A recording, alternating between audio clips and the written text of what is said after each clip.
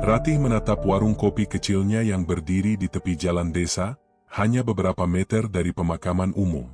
Bangunannya sederhana, berdinding kayu dengan atap seng berkarat. Di dalamnya ada beberapa meja kayu panjang dan bangku plastik yang mulai pudar warnanya. Lampu kuning remang-remang menggantung di sudut-sudut warung, memberi kesan suram tapi nyaman bagi pelanggan yang datang. Sejak suaminya meninggal 3 tahun lalu, Ratih mengelola warung ini sendirian. Ia menjual kopi, gorengan, dan mie instan untuk pelanggan yang kebanyakan sopir truk, tukang ojek, atau orang-orang yang kebetulan melintas. Warung ini buka dari sore hingga dini hari, saat desa mulai sepi dan hanya suara jangkrik serta lolongan anjing yang terdengar. Di seberang jalan, berdiri deretan makam tua yang jarang dikunjungi. Beberapa nisan sudah miring, tertutup lumut dan rumput liar. Ada pohon beringin besar di tengah pemakaman itu, dengan akar-akar yang mencuat dari tanah seperti tangan-tangan yang mencoba keluar dari dalam bumi. Orang-orang desa jarang melintas di depan makam itu saat malam, tapi Ratih sudah terbiasa. Baginya, pemakaman hanya tempat orang mati. Tidak lebih. Namun, ia sadar warungnya memiliki daya tarik yang aneh. Pelanggannya selalu ramai, bahkan di saat warung-warung lain di desa mulai sepi. Mereka datang, duduk, dan menghabiskan waktu berjam-jam seolah ada sesuatu yang membuat mereka betah. Ratih sendiri tidak pernah terlalu memikirkan alasannya. Sampai akhirnya ia ingat sebuah benda kecil yang selalu ia bakar setiap malam, dupa. Dupa itu bukan dupa biasa. Ratih mendapatkannya dari seorang perempuan tua yang dulu sering berjualan di pasar. Perempuan itu memberikannya sambil berbisik, bakar ini setiap malam, maka warungmu tidak akan sepi. Tapi jangan pernah bertanya apa yang membuatnya bekerja. Cukup lakukan saja. Awalnya Ratih ragu, tapi setelah mencoba, ia melihat perbedaannya. Setiap kali dupa itu dibakar, aroma khasnya memenuhi udara. Tidak lama kemudian, pelanggan berdatangan. Mereka memesan kopi, ngobrol, tertawa, dan terkadang kembali keesokan harinya dengan wajah yang sama seperti sebelumnya, seperti tidak pernah benar-benar pergi. Ratih tidak peduli. Baginya, bisnis tetaplah bisnis. Selama uang masuk, ia akan terus melakukan apa yang perlu dilakukan. Hingga malam itu, sesuatu terasa berbeda. Saat ia menyalakan dupa seperti biasa, angin bertiup lebih kencang dari biasanya. Lampu di warungnya berkelip beberapa kali sebelum akhirnya stabil kembali. Dari sudut matanya, ia melihat sesuatu bergerak di seberang jalan, di antara nisan-nisan tua. Tapi saat ia menoleh, tidak ada siapa-siapa. Ratih menarik napas dalam dan mengabaikannya. Mungkin hanya perasaannya saja. Namun, ia tidak menyadari bahwa sejak malam itu, sesuatu telah terbangun. Sesuatu yang telah lama tertidur di makam tua itu. Dan sesuatu itu, kini mulai memperhatikannya. Warung kopi Ratih tetap ramai, tapi tidak seperti sebelumnya. Ada keheningan aneh yang menyelinap di antara suara-suara pelanggan yang berbincang. Ada rasa dingin yang tidak bisa dijelaskan, merayap di udara setiap kali dupa itu menyala. Tapi Ratih masih belum menyadarinya. Belum. Malam itu, Ratih duduk di belakang warungnya sambil mengaduk kopi. Tangannya sibuk, tapi pikirannya melayang. Ia tidak bisa menghilangkan perasaan aneh yang muncul sejak kemarin. Sejak dupa itu menyala lebih lama dari biasanya, sejak angin malam terasa lebih dingin, dan sejak ia mulai merasa diawasi. Pelanggannya tetap datang, tapi ada sesuatu yang berubah. Biasanya mereka akan ramai mengobrol, bercanda, atau sekadar menikmati kopi dan gorengan. Tapi malam ini, beberapa dari mereka lebih sering diam. Pandangan mereka kosong, sesekali menatap ke arah pemakaman seberang jalan tanpa alasan yang jelas. "Bu Ratih, malam ini kok agak beda, ya?" tanya Jamal, seorang sopir truk langganannya. Ratih tersenyum tipis. "Beda gimana?" Jamal menggeleng. "Enggak tahu. Rasanya kayak ada yang merhatiin, tapi pas nengok, enggak ada siapa-siapa. Dari tadi saya ngerasa enggak enak." Ratih menelan ludah. Ia juga merasakan hal yang sama. Tapi ia tidak mau menakut-nakuti pelanggannya. "Ah, Paling cuma capek, Bang. Udara malam memang suka bikin merinding.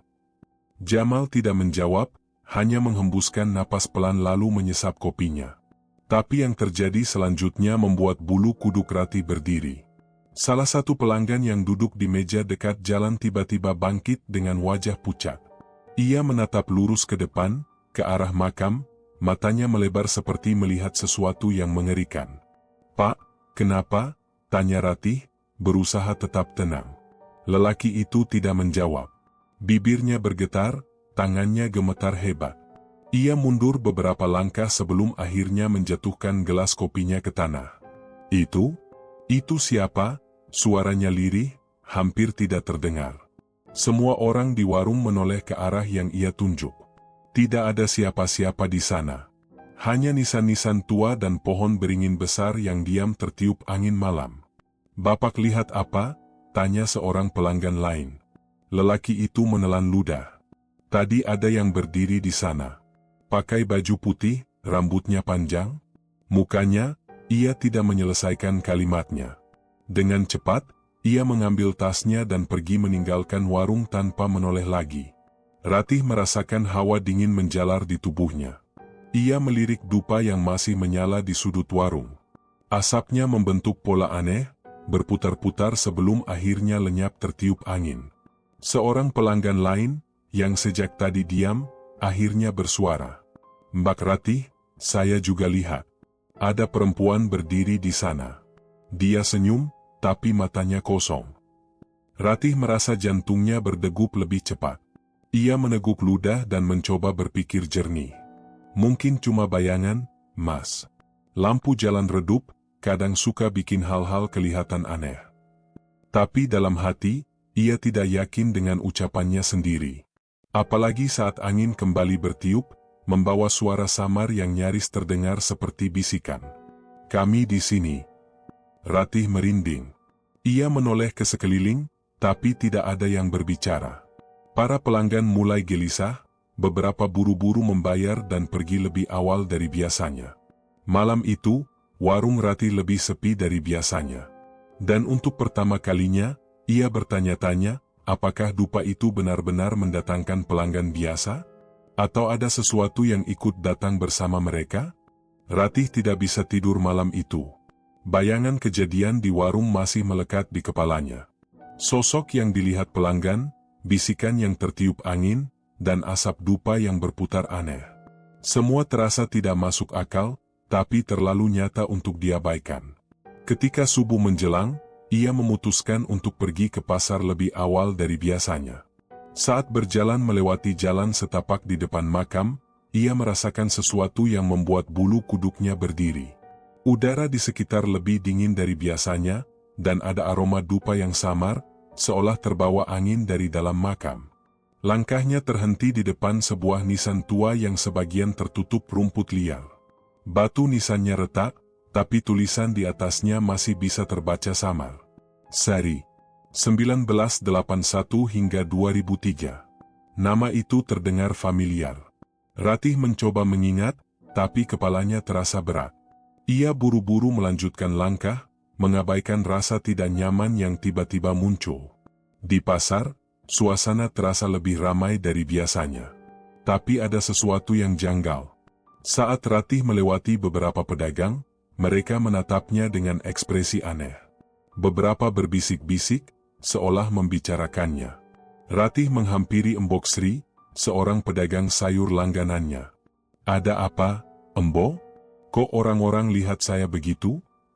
Embok Sri ragu-ragu sebelum akhirnya menjawab, suaranya setengah berbisik. "Tadi malam ada yang lihat kamu di makam, Ratih. Tengah malam. Padahal warungmu belum tutup, kan?" Ratih terdiam. "Siapa yang lihat?" "Saya di warung semalaman." Embok Sri menghela napas, lalu melirik ke kanan-kiri sebelum melanjutkan. "Beberapa warga yang lewat bilang mereka lihat perempuan berdiri di depan makam, pakai baju kayak yang biasa kamu pakai di warung. Mukanya mirip kamu, Ratih. Tapi matanya kosong. Diam saja, menatap nisan tua." Ratih merinding. "Itu pasti salah lihat, Embo." Saya nggak kemana-mana tadi malam. Embok Sri menatapnya tajam. Kamu main apa, Ratih? Hati-hati. Dulu ada yang kayak gitu juga, main hal-hal yang nggak seharusnya. Akhirnya dia hilang, nggak pernah ditemukan. Ratih menelan ludah. Ia ingin menyangkal, tapi ingatan tentang dupa itu kembali memusik pikirannya. Ia buru-buru menyelesaikan belanja dan pulang dengan perasaan tidak tenang. Saat kembali ke warung, hal aneh lainnya terjadi. Dupa yang seharusnya sudah padam sejak tadi malam, masih menyala. Asapnya tipis, tapi baunya semakin menyengat. Ratih mematikan dupa itu dengan cepat, lalu menggenggam tangannya yang gemetar. Apa yang sebenarnya sedang terjadi? Apa yang telah ia lakukan? Malam itu, Ratih memutuskan untuk tidak menyalakan dupa. Ia ingin membuktikan bahwa semua ini hanya kebetulan, bahwa tidak ada yang aneh. Tapi semakin malam, semakin ia menyadari sesuatu. Warungnya sepi. Tidak ada pelanggan yang datang, bahkan Jamal dan langganannya yang biasa singgah setiap malam. Tidak ada suara motor atau obrolan seperti biasanya. Hanya suara jangkrik dan hembusan angin dari makam yang terdengar. Ratih menatap meja kasir, tempat dupa biasanya dibakar. Ada dorongan dalam dirinya untuk menyalakannya lagi, untuk mengembalikan suasana seperti biasa. Tapi sebelum ia bisa bergerak, suara langkah terdengar dari luar warung. Pelan, teratur. Ratih menoleh ke pintu, berharap melihat pelanggan pertama malam itu. Tapi tidak ada siapa-siapa. Yang ada hanya bayangan samar di seberang jalan, berdiri di antara nisan tua. Dan kali ini, Ratih yakin itu bukan bayangannya sendiri. Ratih tidak bisa mengabaikan apa yang ia lihat tadi malam. Bayangan di seberang jalan, langkah kaki yang tak terlihat pemiliknya, dan kesunyian yang menyesakkan di warungnya. Ada sesuatu yang salah, dan ia tidak tahu harus berbuat apa. Pagi itu, ia memutuskan untuk berbicara dengan Pak Darno, seorang penjaga makam yang sudah puluhan tahun bekerja di sana. Dengan langkah ragu, ia mendatangi rumah kecil pria tua itu di dekat pemakaman. Pak Darno, saya mau tanya sesuatu, ucap Ratih pelan. Pria itu menatapnya tajam. Kau sudah mulai merasakannya, ya? Ratih terkejut. Maksudnya? Pak Darno menarik napas panjang. Aku sudah dengar dari orang-orang pasar. Ada yang melihat kau berdiri di makam tengah malam. Tapi itu bukan kau, kan? Ratih menelan ludah, lalu menggeleng. Pak Darno menghela napas. Dulu ada seorang perempuan bernama Sari. Dia sering ke warung kopi lama di dekat makam ini. Tapi suatu malam, dia hilang. Tidak ada yang tahu kemana. Hanya ada bau dupa yang tertinggal di makamnya, seperti yang sering tercium belakangan ini. Ratih merinding. Bau dupa? Pak Darno mengangguk. Aku tidak tahu apa yang kau lakukan, Ratih. Tapi kalau kau sudah mulai bermain dengan hal-hal begitu, lebih baik berhenti sekarang sebelum terlambat. Ratih buru-buru pamit dan kembali ke warung. Tapi sepanjang perjalanan, ia merasa ada yang mengikutinya. Bukan seseorang, tapi sesuatu yang lebih berat dari sekadar bayangan. Udara di sekelilingnya terasa dingin meski matahari sudah tinggi. Saat ia tiba di warung, ia mendapati sesuatu yang membuat jantungnya hampir berhenti. Dupa yang tadi malam ia padamkan kini menyala lagi.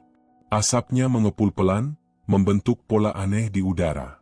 Bau menyengat menusuk hidungnya, lebih tajam dari sebelumnya. Meja di sekitarnya basah, seperti ada yang menumpahkan kopi. Namun, ia yakin benar warungnya tertutup rapat sebelum ia pergi. Tiba-tiba, terdengar suara kursi bergeser dari dalam warung. Ratih menahan napas. Dengan tangan gemetar, ia berjalan ke dalam.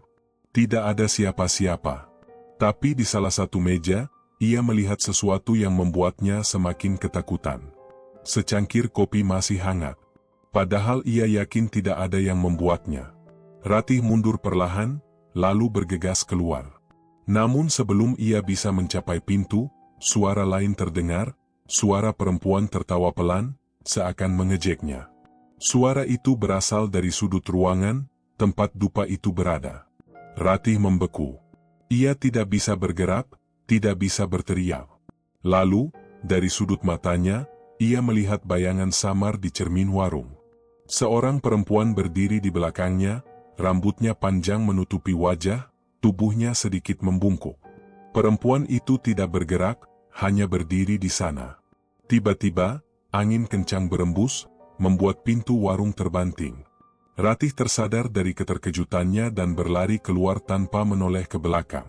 Ia tahu satu hal sekarang, sesuatu telah bangkit. Dan ia tidak tahu bagaimana cara menghentikannya. Ratih tidak bisa lagi mengabaikan semua kejadian aneh yang terjadi. Warungnya seakan dihuni sesuatu yang tidak kasat mata, dan sekarang ia tahu bahwa semua ini ada hubungannya dengan dupa pesugihan yang ia gunakan. Ia kembali menemui Pak Darno di rumah kecilnya. Kali ini, ia tidak ingin bertele-tele. "Pak, saya harus tahu lebih banyak tentang Sari. Siapa dia sebenarnya? Apa yang terjadi padanya?"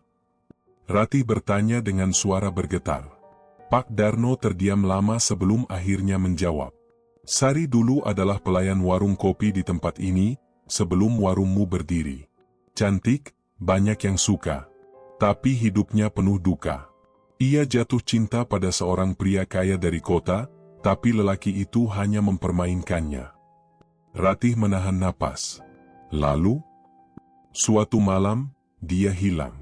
Beberapa orang terakhir melihatnya di pemakaman ini, menangis sendirian di dekat nisan tua. Setelah itu, tak ada yang pernah melihatnya lagi. Ada yang bilang dia pergi meninggalkan kampung ini, tapi aku dan beberapa orang percaya lain. Pak Darno menatap Ratih dengan serius. "Aku rasa dia tidak pernah pergi." Ratih merinding. "Maksudnya?" Pak Darno menatap ke arah makam. "Ada yang bilang arwahnya masih di sini. Dupa yang kau bakar itu mungkin telah membangunkannya. Dan kalau benar, kau dalam bahaya, Ratih." Ratih semakin pucat. Ia tidak pernah berpikir sejauh ini. Ia hanya ingin warungnya ramai, bukan membangunkan sesuatu yang seharusnya tetap diam. Saat Ratih kembali ke warungnya, ia mendapati sesuatu yang membuat darahnya berdesir. Sebuah tulisan muncul di kaca warungnya, samar seperti ditulis dengan uap. Dia berjanji akan kembali. Ratih mundur perlahan, napasnya memburu. Ia tidak tahu siapa dia yang dimaksud, tapi ia punya firasat buruk. Dupa itu bukan hanya sekadar alat pesugihan. Ada sesuatu yang ikut bangkit bersamanya. Sesuatu yang tidak bisa ia kendalikan. Malamnya, Ratih duduk di warung yang sudah sepi, memandangi dupa yang belum ia nyalakan lagi sejak kejadian terakhir. Ia ragu. Haruskah ia membakarnya lagi? Atau haruskah ia membuangnya saja? Tapi sebelum ia bisa memutuskan, suara ketukan terdengar di pintu warung. Pelan, tapi cukup jelas. Ratih menoleh. Tidak ada siapa-siapa. Ketukan itu terdengar lagi. Jantung Ratih berdegup kencang. Ia berdiri perlahan, mendekati pintu. Dengan tangan gemetar, ia membuka pintu sedikit. Kosong. Tidak ada siapa-siapa di luar. Tapi saat Ratih menutup pintu kembali, sebuah suara berbisik tepat di belakangnya. "Jangan berhenti, Ratih. Kita belum selesai." Ratih menjerit dan berlari keluar dari warung tanpa menoleh lagi. Malam itu, ia tahu satu hal. Dupa itu tidak hanya menarik pelanggan. Dupa itu telah membuka jalan bagi sesuatu yang lebih mengerikan. Ratih tidak bisa terus berdiam diri. Ia harus melakukan sesuatu sebelum semuanya semakin buruk. Sejak pertemuannya dengan Pak Darno, ia yakin ada cara untuk menghentikan semua ini. Malam itu, ia memutuskan untuk membuang dupa pesugihan. Dengan tangan gemetar, ia mengambil kotak kecil tempat ia menyimpan dupa itu dan membawanya ke pemakaman. Tempat yang selama ini menjadi sumber dari segala keanehan. Langit mendung, angin bertiup kencang, membuat pohon-pohon di sekitar pemakaman bergoyang seolah membisikkan sesuatu. Ratih menggigil, bukan karena dingin, tapi karena takut. Ia menggali lubang kecil di dekat nisan tua yang menurut Pak Darno adalah tempat terakhir Sari terlihat. Dengan cepat, ia menjatuhkan dupa ke dalamnya dan menutupnya kembali dengan tanah. Aku tidak ingin ini lagi, bisiknya pelan. Aku tidak mau berurusan denganmu. Pergilah. Saat Ratih berbalik untuk pergi, tiba-tiba angin berhenti. Suasana mendadak sunyi, begitu sunyi hingga ia bisa mendengar napasnya sendiri. Lalu, suara itu datang. Kenapa kau membuangku? Ratih membeku. Suara perempuan. Dingin, datar, dan seakan datang dari balik nisan. Perlahan, ia menoleh. Dan di sanalah sosok itu berdiri. Sari. Tubuhnya kurus, wajahnya pucat dengan mata kosong yang menatap langsung ke arah Ratih. Rambut panjangnya basah, seakan baru saja keluar dari dalam tanah. Bibirnya sedikit terbuka, memperlihatkan gigi yang menghitam. Ratih ingin lari, tapi tubuhnya kaku. Kakinya tidak mau bergerak. Kau sudah berjanji, kata Sari lagi. Suaranya semakin dekat, padahal ia tidak bergerak sedikit pun. Aku tidak pernah berjanji apa-apa. Ratih berusaha berteriak, tapi suaranya terdengar lirih. Sari tersenyum tipis. Dupa itu bukan sekadar dupa. Itu perjanjian. Sekali kau menyalakannya, kau tidak bisa berhenti. Aku ada di dalamnya, Ratih. Aku yang membuat warungmu ramai. Aku yang mendatangkan mereka. Dan sekarang, kau mau membuangku? Ratih menggeleng cepat. Tidak, aku tidak tahu. Aku tidak mengerti. Kalau begitu, bisik Sari, aku akan membuatmu mengerti. Angin kembali bertiup kencang. Tanah di bawah Ratih berguncang seolah ada sesuatu yang bergerak di dalamnya. Tangan-tangan hitam muncul dari tanah, meraih kakinya, menariknya ke bawah. Ratih menjerit, berusaha melepaskan diri, tapi genggaman itu terlalu kuat. Ia menendang, mencakar, meronta sekuat tenaga. Lalu tiba-tiba, suara lantang terdengar. Pergi kau. Pak Darno. Ia berdiri di depan gerbang makam, membawa sesuatu di tangannya, sesuatu yang Ratih kenali sebagai air kembang 7 rupa. Pak Darno menyiramkan air itu ke tanah, dan dalam sekejap genggaman tangan-tangan hitam itu melemah. Ratih berhasil menarik kakinya dan jatuh terduduk di tanah. Saat ia mendongak, Sari sudah tidak ada. Hanya ada sisa dupa yang ia kubur, kini terbakar sendiri, mengeluarkan asap hitam pekat. Kita harus segera pergi, kata Pak Darno, menarik tangan Ratih. Ratih tidak membantah. Ia berlari bersamanya, meninggalkan pemakaman yang kini terasa lebih mencekam daripada sebelumnya. Malam itu, ia berpikir semuanya sudah berakhir. Tapi ia salah. Ini baru permulaan. Ratih mengira semuanya sudah berakhir setelah ia dan Pak Darno berhasil kabur dari pemakaman. Tapi nyatanya, malam itu justru menjadi awal dari mimpi buruk yang sesungguhnya. Warung Ratih yang biasanya tetap buka hingga dini hari kini sepi. Ia duduk di balik meja kasir, mencoba menenangkan diri dengan secangkir kopi yang sudah dingin.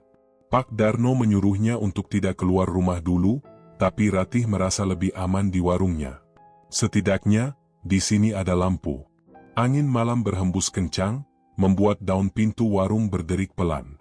Lampu jalan di depan warung berkedip-kedip, seakan-akan padam. Ratih memeluk tubuhnya sendiri. Ia merasa diawasi. Lalu, suara itu datang lagi. Kita belum selesai, Ratih. Ratih tersentak, matanya membelalak. Suara itu berasal dari dalam warung. Tepat di belakangnya. Dengan jantung berdebar kencang, ia menoleh perlahan. Tidak ada siapa-siapa. Tapi tiba-tiba, gelas kopi di mejanya bergerak sendiri. Seolah ada tangan tak terlihat yang menyentuhnya. Gelas itu bergeser perlahan, lalu jatuh ke lantai dan pecah berkeping-keping. Ratih langsung berdiri, tubuhnya gemetar. Lalu, semua lampu di warungnya padam. Ratih menahan napas di dalam kegelapan. Hanya suara napasnya sendiri yang terdengar. Ia meraba-raba di meja, mencoba mencari ponselnya untuk menyalakan senter. Tapi sebelum tangannya menemukan ponsel itu, sesuatu yang dingin menyentuh pundaknya. Ratih menjerit dan melompat mundur. Saat itulah, kilatan cahaya dari luar memperlihatkan sesuatu yang berdiri di tengah warung. Sari. Sosok itu kini tampak lebih menyeramkan daripada sebelumnya. Wajahnya hancur separuh, matanya hitam kosong, bibirnya tersenyum lebar, memperlihatkan gigi yang tajam. Pakaiannya compang-camping dan basah, meneteskan air hitam ke lantai. Aku sudah membantumu, Ratih. Kenapa kau berkhianat? Ratih mundur hingga punggungnya menabrak dinding.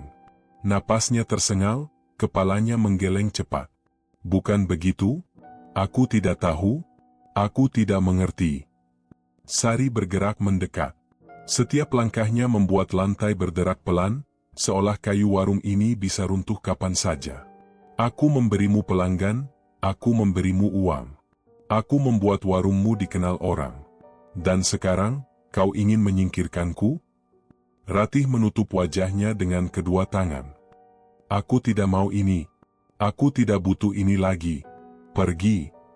Angin bertiup lebih kencang, membawa aroma dupa yang menyengat. Bayangan-bayangan di dalam warung bergerak sendiri, seperti hidup. Lalu, dari kegelapan, terdengar suara berbisik. Suara-suara lain, bukan hanya milik Sari. Jangan berhenti, Ratih. Jangan berhenti. Ratih menangis. Ia tidak kuat lagi. Ia hanya ingin semuanya berakhir. Dan saat ia berpikir bahwa ini adalah akhirnya, suara Pak Darno terdengar dari luar. Ratih, keluar sekarang. Ratih menoleh. Dengan sisa keberaniannya, ia berlari ke pintu dan menariknya keras. Tapi pintu itu tidak terbuka. Seolah ada tangan tak terlihat yang menahannya dari dalam. Pak Darno, tolong aku. Ratih berteriak. Pak Darno berusaha mendobrak dari luar. Ratih, baca doa apapun yang kau bisa. Sekarang. Ratih menutup mata, mencoba mengingat doa-doa yang pernah ia dengar. Ia mulai membaca pelan, semakin lama semakin kencang. Suaranya bergetar, tapi ia tidak berhenti. Seketika, angin di dalam warung berhenti. Suara-suara itu menghilang. Dan ketika Ratih membuka mata, sosok Sari sudah lenyap.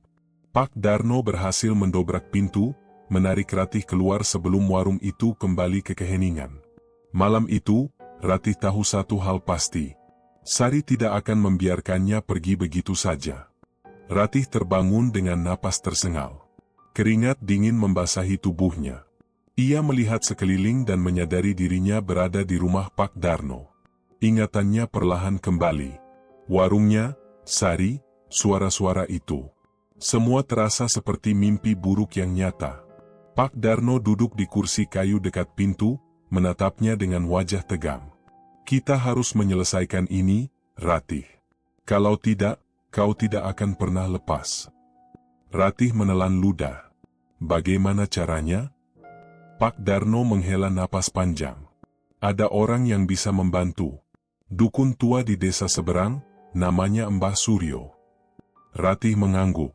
Ia tidak punya pilihan lain. Tanpa membuang waktu, mereka berangkat ke rumah Mbah Suryo. Rumah itu kecil, terbuat dari kayu tua, dikelilingi pohon rimbun. Begitu mereka tiba, seorang lelaki tua dengan rambut putih panjang menyambut mereka.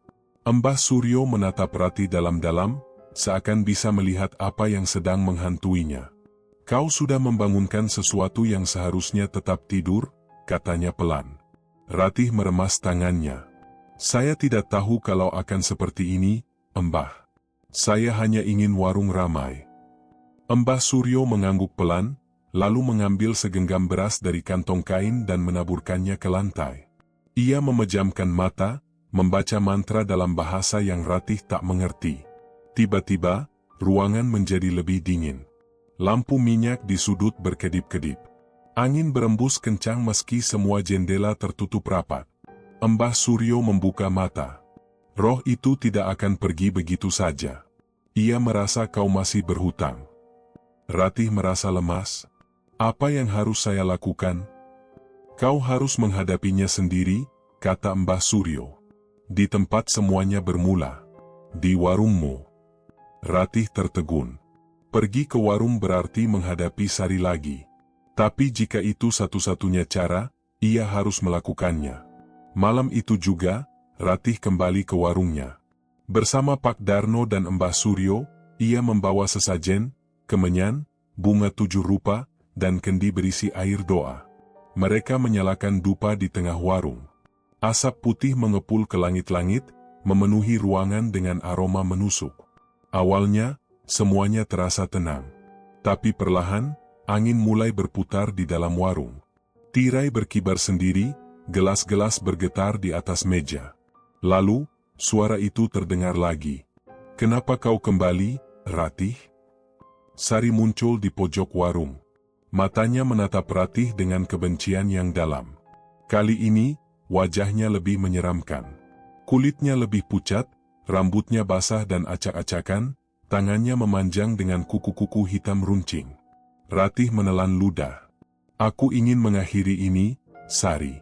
Lepaskan aku." Sari tertawa pelan. "Lepaskan? Kau pikir aku bisa pergi begitu saja setelah semua yang kita lalui?" Angin semakin kencang. Meja-meja terbalik, gelas-gelas pecah, suara jeritan menggema dari segala arah. Mbah Suryo segera melangkah maju. Ia menaburkan beras ke lantai sambil membaca mantra. Pak Darno ikut membantu, memegang kendi air doa dan menyiramkannya ke sudut-sudut warung. Sari menjerit marah. Tubuhnya bergetar, berubah menjadi bayangan hitam yang bergerak liar di dalam ruangan. Ratih, dengan sisa keberaniannya, mengambil dupa yang masih menyala dan menatap Sari. "Aku tidak butuh bantuanmu lagi. Pergilah." Sari menatapnya penuh amarah, tapi ada kesedihan di matanya. "Aku hanya ingin kau tahu rasanya, kehilangan segalanya. Seperti yang terjadi padaku." Ratih menggigit bibir. Ia tidak tahu kisah masa lalu Sari, tapi sekarang bukan waktunya untuk merasa iba. "Aku minta maaf. Tapi ini harus berakhir." Mbah Suryo menaburkan bunga 7 rupa ke tanah, dan tiba-tiba, bayangan Sari memudar. Jeritannya menggema sebelum akhirnya lenyap bersama asap dupa yang menghilang. Warung menjadi sunyi.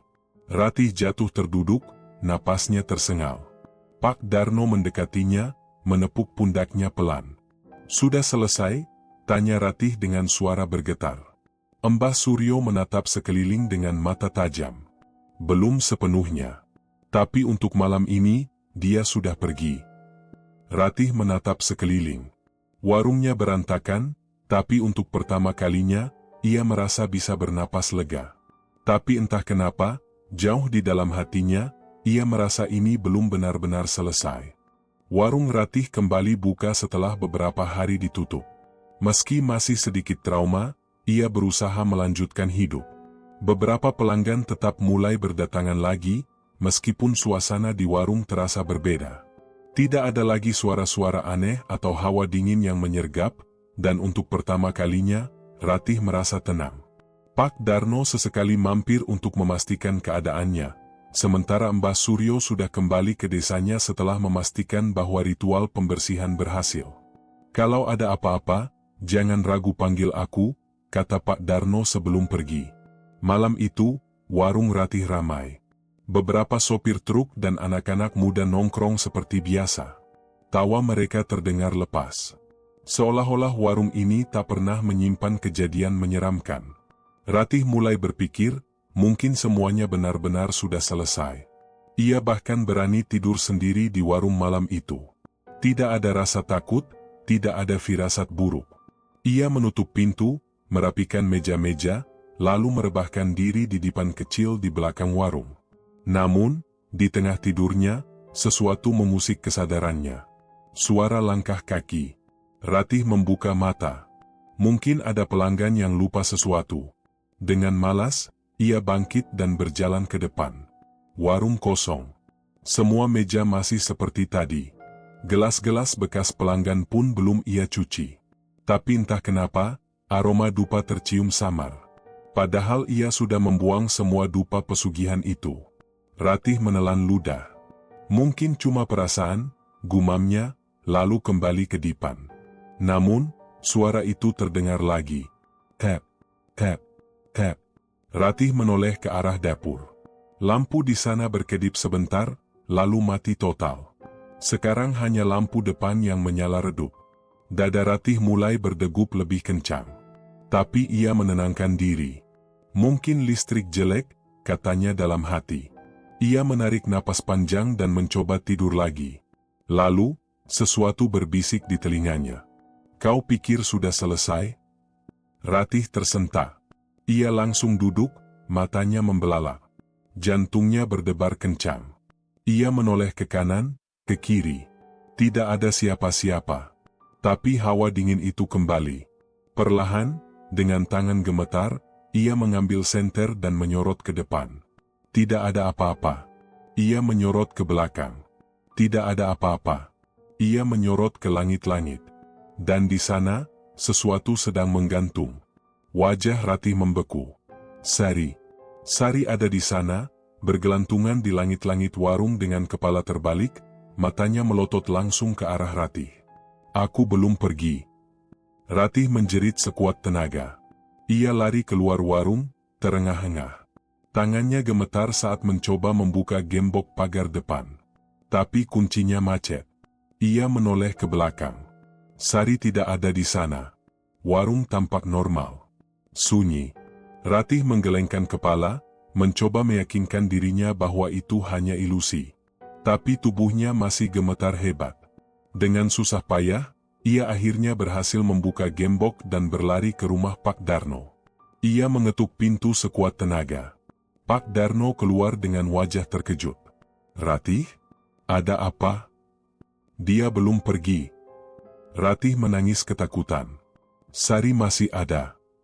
Pak Darno menatapnya dengan ragu.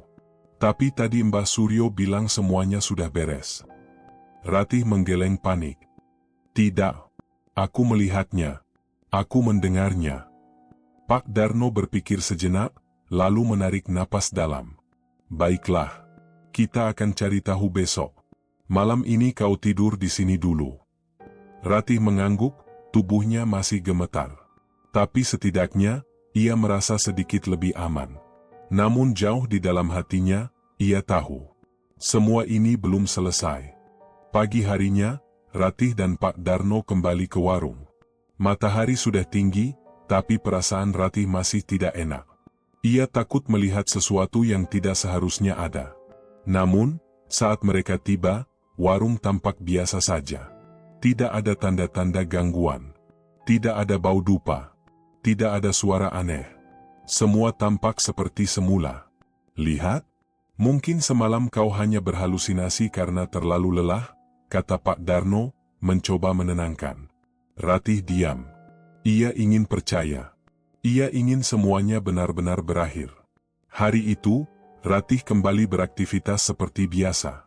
Warung buka, pelanggan datang. Tidak ada hal ganjil yang terjadi.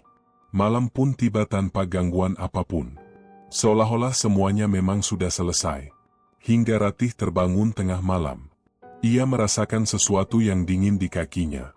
Ketika ia menoleh ke bawah, darah membanjiri lantai. Ratih langsung melompat dari dipan, jantungnya berdegup kencang.